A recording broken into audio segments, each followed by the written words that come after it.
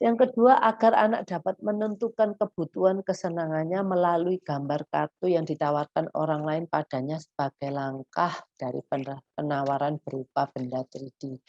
Ini nanti saya anak-anak ini karena yang memulai kita juga bisa menanyakan ke anak, memberikan opsi. Ya, kamu mau yang ini atau yang ini? Kalau anaknya masih kurang ngerti dengan kata-kata kita, kita berkata-kata dengan ditambah gambar atau kartu. Nah, jadi Ibu dan Bapak jangan patah hati ya.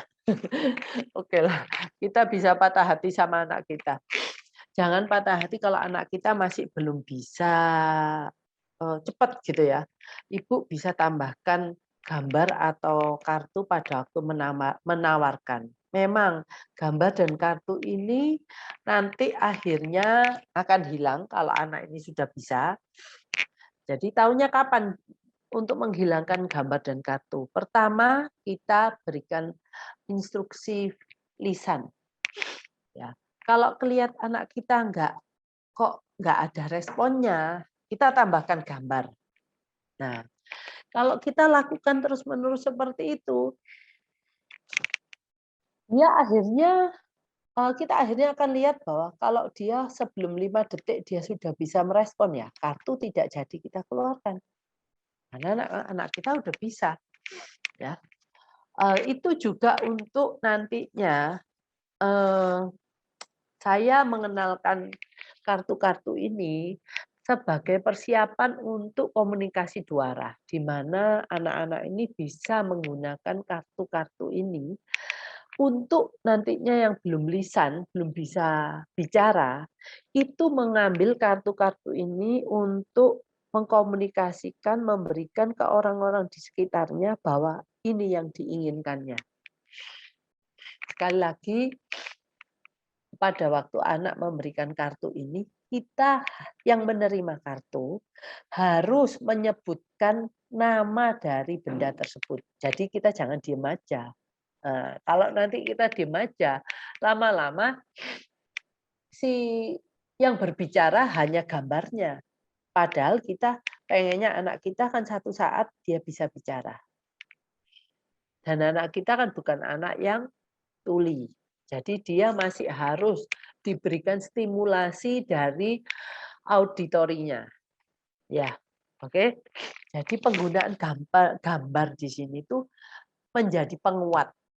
Nah, tapi kalau anak sudah bisa, ya gambar dihilangkan. Tapi kalau anak yang mungkin ada anak yang nanti sampai terakhirnya dia nggak bisa menghilangkan gambar, ya nggak apa-apa. Kalau menurut saya sebagai orang tua. Karena apa? Tujuan akhir itu kan komunikasi. Nah, komunikasi dalam bentuk apapun, asal tujuan komunikasi itu tercapai, itu sudah bagus. Tinggal kalau ibu dan bapak terus mengusahakan untuk anak-anak ini nanti bisa berkomunikasi secara lisan, ya terus menerus berikan stimulasi itu supaya anak kita bisa bicara. Minggu depan saya akan bicara mengenai bagaimana ya membuat anak-anak yang masih belum bisa bersuara itu menjadi bisa mengeluarkan suara dengan planning. Planning itu apa ya? Dengan perencanaan. Jangan terus gini. Anak ini kalau marah dia menjerit gitu ya.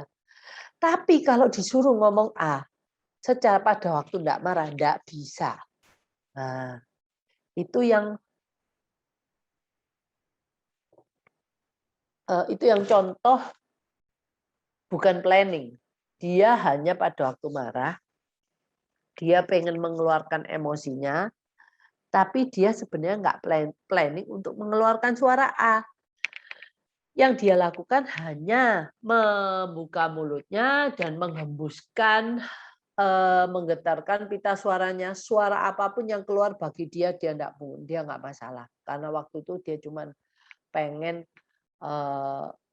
mengekspresikan kemarahannya melalui suara yang keluar dari mulutnya. Tapi tidak persis suaranya harus A atau harus I, harus U atau E. Nah, maka dari itu kalau ibu setelah itu ibu menyuruh dia untuk mengatakan suara A, katakan suara A atau tirukan A, katakan A, itu dia tidak bisa karena dia pada waktu mengeluarkan suara itu dia tidak punya planning, dia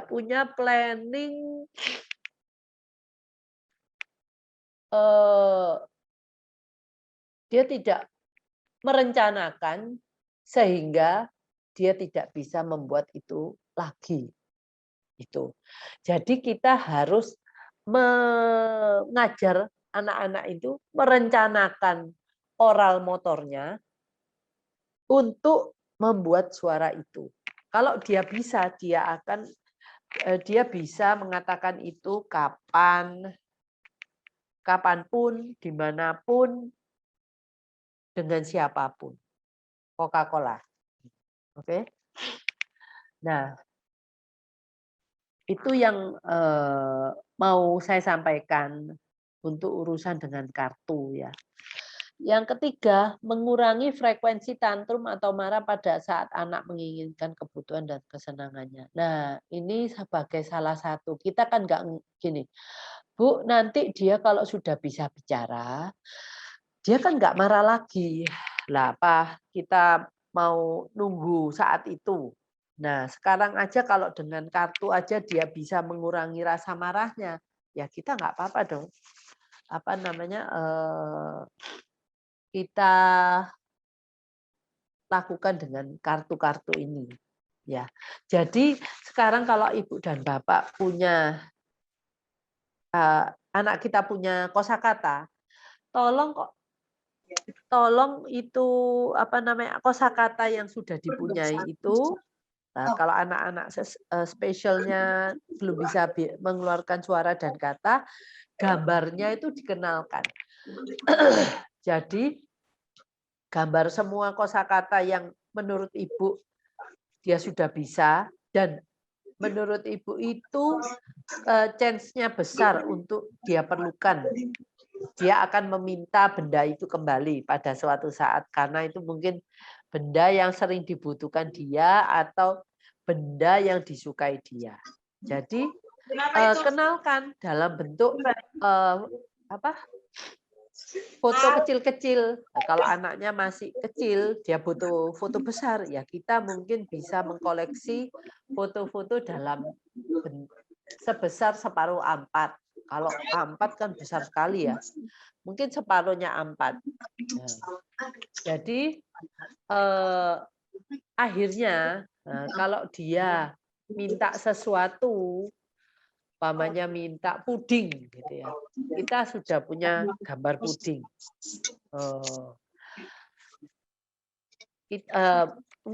Mungkin nggak sampai dia belum minta, tapi kita membawa puding dan kita tahu anak kita suka puding. Oh, kita iming-iming aja di depannya. Terus anak itu pas langsung akan melompat untuk mendapatkan puding itu pasti. Karena dia udah melihat itu puding kesukaanku. Nah, ibu mengarahkan dia mengambil puding, gambar puding, dan menyerahkan ke ibu. Oh, puding, gitu ya. Terus sambil kita kasihkan 1 sendok. Nah, tapi pudingnya ibu jangan berikan semuanya, ya. Jadi habis dia kasih 1 sendok, ibu pegang berdiri. Jangan ibu duduk. Kalau duduk, ibu akan kalah sama dia pasti direbut. Dan biasanya kita sebagai mama itu kurang kuat. Apa karena anak yang minta ya udah dibiarin. Akhirnya tapi kan ini kan dalam setting belajar kan Bu, belajar berkomunikasi. Ibu berdiri. Jadi dia masih di bawah. Nah, kalau pamannya dia sudah habis, dia pasti akan minta lagi. Nah, ibu offering dia suruh ambil gambar puding dan memberikannya ke ibu. Ibu yang ngomong, puding, kasih 1 sendok lagi. Nah, seperti itu, Bu. Menurut Ibu, kalau kira-kira kita konsisten melakukan itu, wah dia akan suka dengan gambar-gambar itu. Karena dia kalau minta akan ke ke gambar-gambar itu daripada dia gini. Aku teriak-teriak, menangis, tapi nggak ada orang yang ngerti apa yang aku minta. Oke. Nah, itu sudah kita memulai mengajar sebenarnya 2 arah. Nah, itu saya sudah kebablasan ngomong itu. Nah, tetapi dengan penggunaan gambar atau kartu itu yang sekarang saya ngomong umpamanya ada kosakatanya, tolong di-create kartunya. Supaya kalau dia terus diajarkan ya supaya dia nanti kalau dia minta, dia bisa offering kartu itu. Nanti dia kalau waktu menginginkan itu, nggak akan ada tantrum atau marah, karena dia sudah bisa memberikan kartu-kartu yang memberikan kartu keinginannya. Nah, kartu-kartu itu bukan cuma kata benda, ya bisa juga tempat. Kadang-kadang anak-anak ini pengen ke suatu tempat yang di mana dia juga nggak bisa ngomong. Nah, taunya apa? Dia ambil kunci mobil.